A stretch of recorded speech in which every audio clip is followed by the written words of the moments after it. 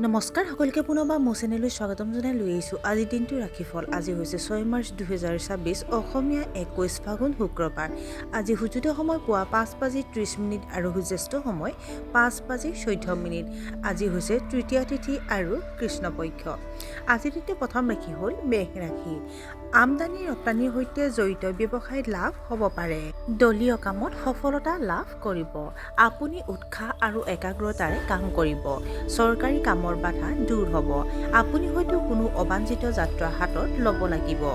বৃষ ৰাশি। নতুন ব্যৱসায় আৰম্ভ কৰিবলৈ এই সময় শুভ। মানসিকভাৱে শান্তি অনুভৱ কৰিব। ব্যৱসায়ৰ সন্দৰ্ভত শুভাকাংক্ষী আৰু বন্ধু বান্ধৱীৰ পৰা পৰামৰ্শ লোৱা উচিত। কাৰিকৰী ক্ষেত্ৰখনত থকাসকলৰ বাবে অতি উত্তম হ'ব। আপোনাৰ এটা কামনা হয়তো আজি পূৰণ হ'ব। মিথুন ৰাশি। আজি আপুনি আপোনাৰ সঞ্চয়ৰ প্ৰতি তীক্ষ্ণ দৃষ্টি ৰাখিব লাগিব। অপ্ৰয়োজনীয় খং পৰিহাৰ কৰক। হঠাৎ যাত্ৰাত সমস্যা হ'ব পাৰে। চৰকাৰী নিয়ম অমান্য কৰিলে আৰ্থিক শাস্তিৰ সন্মুখীন হ'ব পাৰে।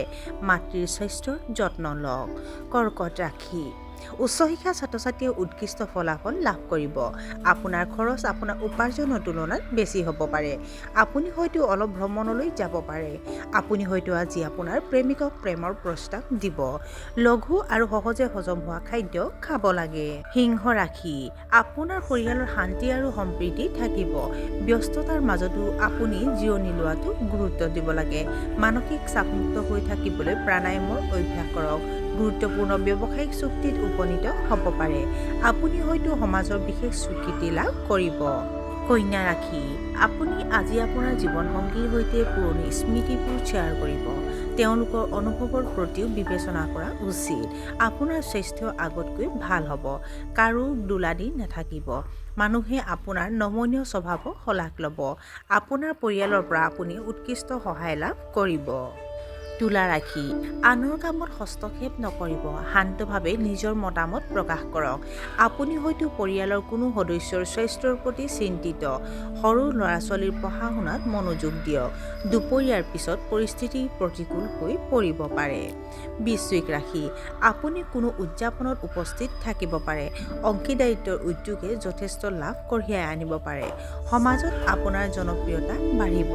আপুনি ঘৰতে ধৰ্মীয় অনুষ্ঠান আৰু কীৰ্তনৰ আয়োজন কৰিব পাৰে। আপোনাৰ প্ৰেমৰ সম্পৰ্কত যিকোনো বিসংগতি সমাধান হ'ব পাৰে। ধনু ৰাশি। ব্যৱসায়ীসকলে নগদ ধনৰ সমস্যাৰ সমাধান হ'ব। অবিবাহিতসকলে বিবাহৰ প্ৰস্তাৱ লাভ কৰিব পাৰে। এটা চাকৰি সলনি সম্ভৱ। কৰ্মক্ষেত্ৰৰ সহকৰ্মীসকলৰ সৈতে সমন্বয় অতি উত্তম হ'ব। ৰাজনীতিৰ লগত জড়িতসকলৰ বাবে এই সময় শুভ। মকৰ ৰাশি। দূৰৈৰ আত্মীয়ৰ লগত আলোচনা হ'ব পাৰে। নিবনুৱা লোকে হয়তো উৎকৃষ্ট কৰ্মসংস্থাপনৰ সুযোগ পাব পাৰে। আপুনি আপোনাৰ জীৱনসংগীৰ সৈতে মানসম্পন্ন সময় কটাব। আপুনি নিজৰ অগ্ৰাধিকাৰবোৰ মনত ৰাখিব লাগে। সন্তানৰ স্বাস্থ্যৰ যত্ন লওক। কুম্ভ ৰাশি। নতুন সম্পৰ্কত স্থিৰতা কম হ'ব। আপোনাৰ পৰিয়ালৰ সদস্যসকলৰ অনুভৱৰ প্ৰতি বিবেচনা কৰক। অপ্ৰয়োজনীয় সমস্যাৰ পৰা আঁতৰি থাকক। আজি আপোনাৰ অলপ দুৰ্বল অনুভৱ হ'ব পাৰে। দৈনন্দিন কাম-কাজ আৰু খাদ্যাভ্যাসত কঠোৰ অনুশাসন বজাই ৰাখক। আপুনি ধৰ্মীয় কাম-কাজৰ প্ৰতি তীক্ষ্ণ দৃষ্টি ৰাখিব। আৰু আজিৰ দিনটোৰ শেষৰ ৰাশিটো হ'ল মীন ৰাশি। ব্যৱসায়ে যথেষ্ট আৰ্থিক লাভ আনিব পাৰে। অৱশ্যে আইনী আৰু কাৰিকৰী দিশবোৰত উপেক্ষা কৰা উচিত নহয়। উচ্চ শিক্ষাত ছাত্ৰ-ছাত্ৰীয়ে উৎকৃষ্ট ফলাফল দেখিব। আপোনাৰ চিন্তাত স্পষ্টতা বজাই ৰাখক। আপুনি হয়তো সুস্বাদু খাদ্য উপভোগ কৰিব পাৰে। আৰু আজিৰ দিনটো ৰাশিফল ইমানতে অন্ত পৰিছে। আশা কৰোঁ আপোনালোক প্ৰত্যেকৰ আজিৰ দিনটো সুন্দৰ হওক। ধন্যবাদ।